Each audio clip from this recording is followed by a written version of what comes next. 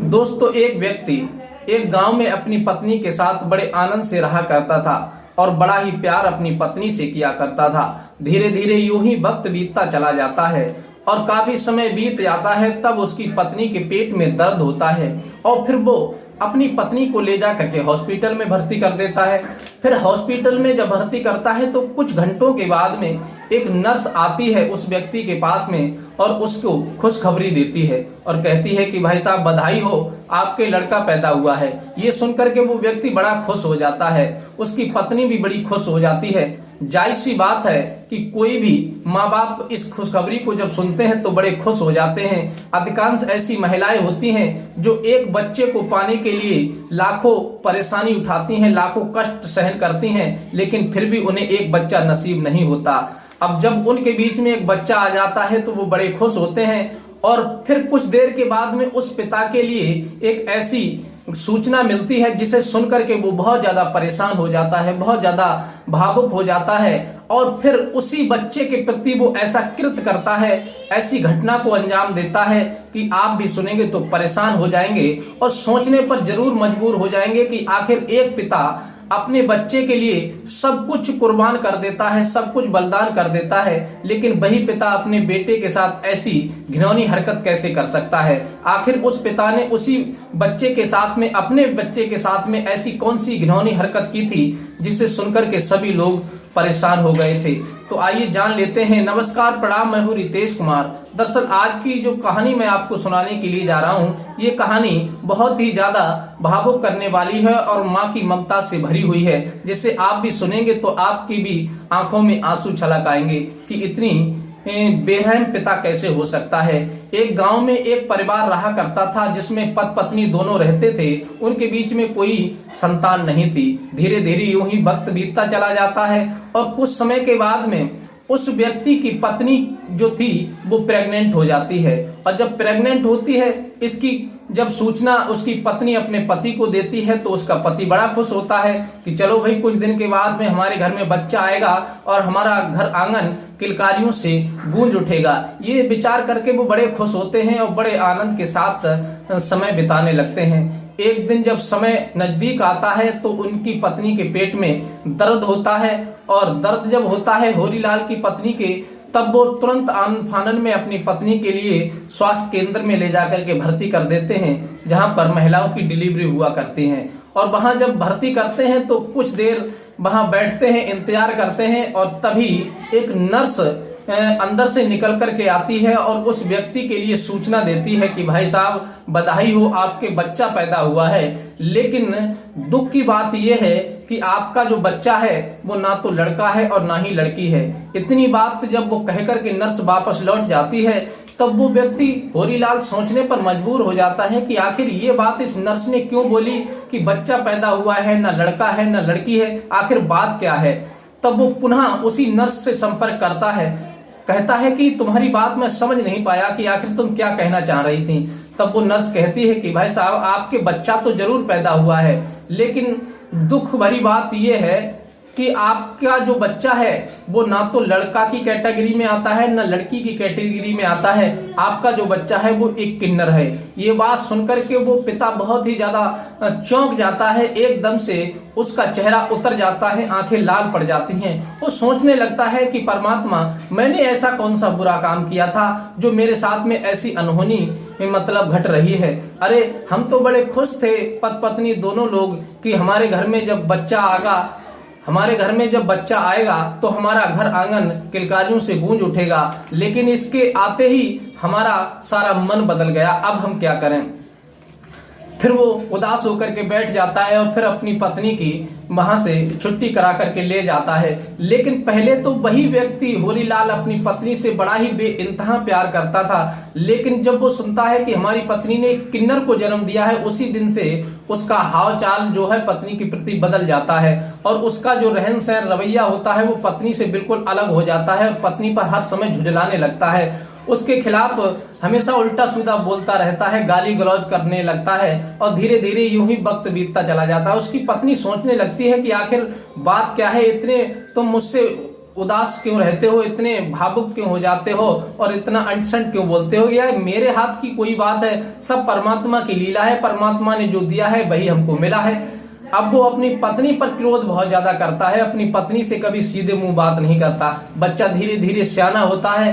तब एक दिन उसी बच्चे की खबर सुन करके कुछ किन्नर लोग जो होते हैं वो उसी के होरीलाल के दरवाजे पर आकर के नाच गाना करने लगते हैं और नाच गाना करते हैं और कहते हैं कि बधाई हो, आपके लल्ला हुआ है। उन्हें क्या पता था कि लल्ला नहीं है, उन्हीं की जात का है। वो नाच गाना करने लगते हैं और होरीलाल और उसकी पत्नी से कहते हैं कि मुझे तो बहुत सारा इनाम चाहिए, तुम्हारे पहला बच्चा है और लड़का है, बड़ी खुशी की बात है, मुझे तो भरपूर इनाम चाहिए। अब वो नाच गाना करने लगते हैं, लेकिन इधर वो होरीलाल उन किन्नरों से कह भी नहीं सकता था कि हमारा बच्चा नहीं है, ये किन्नर है। लेकिन वो बहुत ज्यादा परेशान था और अपनी पत्नी को गाली देने लगता है कि लो अब ये किन्नर आ गए, इनको पैसे दो, क्योंकि ये लड़का है, इससे मुझे कोई फायदा तो है नहीं, लड़की होती तो चलो इसका विवाह तो कर देते, लेकिन तू तो बहुत ज्यादा अभागिन है, तूने ऐसे नालायक बच्चे को जन्म दिया है जो किसी के लायक नहीं है, इसलिए ऐसा नाकारे बच्चे से तो बिना बच्चे के सही। इस प्रकार से उनके बीच में झगड़ा हो रहा था और वो कहते हैं कि मुझे ऐसा बच्चा नहीं चाहिए, चाहे कुछ भी हो जाए। ये बात जब वो किन्नर सुन लेते हैं तो वो सोचने लगते हैं कि इनके बीच में झगड़ा क्यों हो रहा है, आखिर बात क्या है। तब वो कहते हैं, फिर वो नाच गाना बंद कर देते हैं और उस होरीलाल को आवाज लगाते हैं कि इधर आओ निकल करके, आखिर क्यों लड़ रहे हो, क्या तुम्हारे पास इनाम देने के लिए नहीं है या बच्चे की खुशी नहीं है? तब वो होरीलाल झुंझला जाता है और कहता है कि मुझे ऐसा बच्चा नहीं चाहिए, बाहर में जाए ऐसा बच्चा। ये बात सुनकर के किन्नर बड़े हैरान हो जाते हैं। फिर होरीलाल की पत्नी से कहते हैं कि बहन ये बताओ तुम्हारा पति ऐसा क्यों बोल रहा है? तब वो कहने लगती हैं कि क्या बताएं, हम बहुत बड़े परेशान हैं। तब तक वो बच्चा बाहर आ जाता है और किन्नर उसे देख करके पहचान लेते हैं, क्योंकि किन्नर की जो शक्ल होती है वो कुछ थोड़ी अलग हट करके होती है और वो लोग उसे पहचान लेते हैं। तब वो भी उस पर शक करने लगते हैं बच्चे पर कि हमें लगता है ये बच्चा किन्नर है। तब उसकी जो बच्चे की माँ होती है होरीलाल की पत्नी, वो कहती है कि हमारे पति इसलिए परेशान है क्योंकि हमारा ये बच्चा जो है वो लड़का और लड़की नहीं है, आप ही की जात का है। तब वो कहते हैं कि जब हमारी जात का है तो आप लोगों को लड़ने की क्या जरूरत है, इसे हमारे हवाले कर दीजिए, हम इसको ले जाते हैं और इसका पालन पोषण कर लेंगे, आपको कोई जरूरत नहीं है लड़ने झगड़ने की, आप लोग निश्चिंत रहो, हम इतने सक्षम है कि इसे पढ़ा लिखा देंगे और जो जैसा कहेगा वैसा करेंगे। लेकिन माँ जो कहती है वो कहती है कि नहीं, मेरा बच्चा हालांकि चाहे किन्नर हो, जैसा भी हो, लूला लंगड़ा बहरा काना कुतरा हो, लेकिन माँ के लिए वो अपना बच्चा बहुत ही प्यारा होता है। लेकिन मैं अपनी ममता किस पर लुटाऊंगी, मैं किसके सहारे रहूंगी, मैं अपना बच्चा नहीं दे सकती। ये बात जब माँ के मुख से जब वो किन्नर सुनते हैं तो उनकी आंखें भर आती हैं और सोचने लगते हैं कि बारे माँ तो एक वो माँ होती है, उसकी संतान चाहे कैसी भी हो, काली गोरी बहरी लूली लंगड़ी, लेकिन माँ हमेशा अपने बच्चे पर ममता लुटाती है। लेकिन एक पिता को देखो कितना बेदर्दी बेसील हो रहा है और वो कह रहा है कि मुझे नहीं चाहिए ऐसा लड़का। सारे किन्नर भावुक हो जाते हैं, उनकी आंखों में आंसू आ जाते हैं और माँ की याद करके वो बहुत ज्यादा व्याकुल होते हैं, सोचने लगते हैं कि हमें अपनी माँ का इतना प्यार नहीं मिला, ये कितना खुश नसीब है, किन्नर जरूर है लेकिन ये बच्चा अपनी माँ को कितना प्यारा है, कितनी माँ इससे प्यार करती है। तब वो कहते हैं कि बहन जी मुझे क्षमा करना, आपकी ममता देख करके हमारे आंखें भर आई और मैं आपको आपके बच्चे से अलग नहीं करना चाह रहे हैं। अगर आपकी ममता इस बच्चे को रखने की है तो आप रखिए और नहीं रखने की है तो हमें दे दीजिए, आपको झगड़ा करने की कोई जरूरत नहीं है। माँ कहती है कि नहीं, मैं ऐसा नहीं करूंगी, अपने बच्चे को जरूर दूंगी।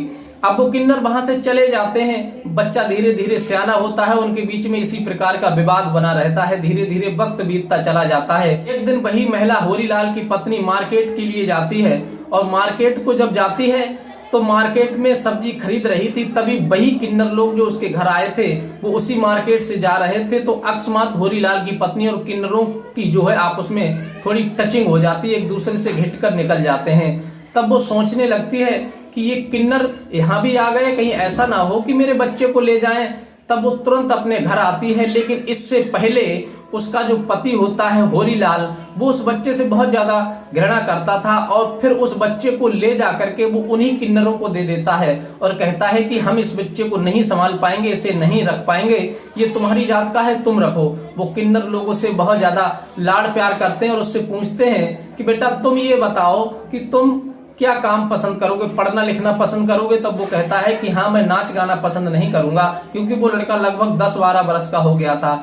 मैं पढ़ना पसंद करता हूं। तब किन्नर लोगों से पढ़ाते हैं, एडमिशन करवाते हैं, काफी 1 आध साल बीत जाती है, वो किन्नर लोग अपने पास रखते हैं, उसे पढ़ाते लिखाते हैं, अच्छी परवरिश करते हैं, हर सुख सुविधा उसे प्रदान करते हैं। लेकिन इधर होरीलाल की जो पत्नी होती है वो उस बच्चे की याद में व्याकुल होकर के इधर उधर पागलों की भांति घूमने लगती है। उसे ये पता था कि बच्चा हमारा कहीं चला गया, कहीं ऐसा तो नहीं कोई ले गया। लेकिन एक दिन उसकी जब अकस्मात उन्हीं किन्नरों से जब टचिंग हो जाती, भिड़ जाती, तब उसे याद आता है कि ऐसा ना हो ये किन्नर उस दिन हमारे घर गए थे, ऐसा ना हो कि यही हमारे बच्चे को चुरा करके ले आए हों, उस दिन ये मांग भी रहे थे हमारे बच्चे के लिए। ये विचार करके होरीलाल की पत्नी बहुत ज्यादा व्याकुल होती है, क्योंकि 1 बरस हो जाता है, बच्चे को चारों तरफ ढूंढते हुए कहीं नहीं मिलते। अकस्मात उन जनकों से, किन्नरों से टचिंग होने की वजह से उसे याद आ जाता है। तब वो अपने पति से भी काफी बार पूछती थी कि हमारा बच्चा कहाँ गया। उसका पति झूठ बोल देता था कि मुझे नहीं पता, जबकि वही किन्नरों के पास पहुंचा के आया था। वो उस बच्चे से छुटकारा पाना चाहता था, लेकिन माँ की ममता ऐसी होती है कि माँ उसे छोड़ना नहीं चाह रही थी। काफी समय जब बीत जाता है तो फिर वो एक दिन डिसाइड करती है कि मैं अपने बच्चे के बिना रह नहीं पाऊंगी। तब वो थाने जाती है और थाने में जाकर के अपने बच्चे की गुमशुदगी दर्ज कराती है। तब वो कहती है कि मेरा बच्चा किन्नर जरूर है, लेकिन मैं अपने बच्चे को अपने से छोड़ना नहीं चाह रही हूँ और मेरा बच्चा गुम हो गया है, पता नहीं कहाँ चला गया है। तब पुलिस पूछती है कि तुम्हें किसी पर शक है? तब वो कहते हैं कि मुझे शक है, एक दिन मेरे यहाँ किन्नर आए थे, नाच गाना कर रहे थे और वो ही उस बच्चे को मांग रहे थे, शायद कहीं वो तो नहीं चुरा कर ले गए मेरे बच्चे को। तब पुलिस कहती है ठीक है, उनसे हम जानकारी ले लेते हैं। तब वो पुलिस को लेकर के, अपने पति को साथ लेकर के उन्हीं किन्नरों के पास पहुंचती है। और किन्नरों के पास जब पहुंचती है तो किन्नर वहीं पर उस पुलिस को देख करके एकदम से चौंक जाते हैं और कहते हैं कि ये महिला तो वही है जिसका बच्चा हमारे पास है। तब वो महिला वहीं पर खड़ी हो जाती है और पुलिस वालों से कहती है कि साहब यही किन्नर थे जो उस दिन हमारे यहाँ नाच गाना करने के लिए गए थे और हमारे बच्चे को मांग भी रहे थे। तब वो पास में उसी महिला का व्यक्ति जो होरीलाल था वो भी खड़ा था, वो कुछ बोल नहीं पा रहा था। तभी वो किन्नर लोग कहते हैं कि ये तो दुष्ट हमें ये बच्चे को देकर के गया था और इसने अपनी पत्नी को सच्चाई नहीं बताई कि बच्चा हमको देकर के गया है और ये पुलिस लेकर के आया है। तब वो किन्नर कहते हैं कि आखिर बात क्या है, तुम लोग क्यों आए हो?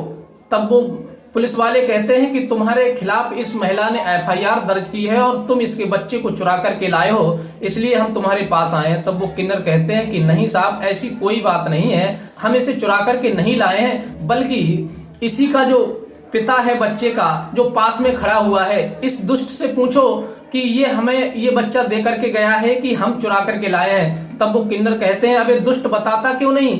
तू बताए या फिर हम बताएं कि तू बता कि इस बच्चे को तू दे करके गया है हमारे लिए, हम कोई चुरा करके नहीं लाए। हम क्यों चुरा करके लाएंगे? हमारे पास बहुत लोग हैं, हमें कोई जरूरत नहीं है।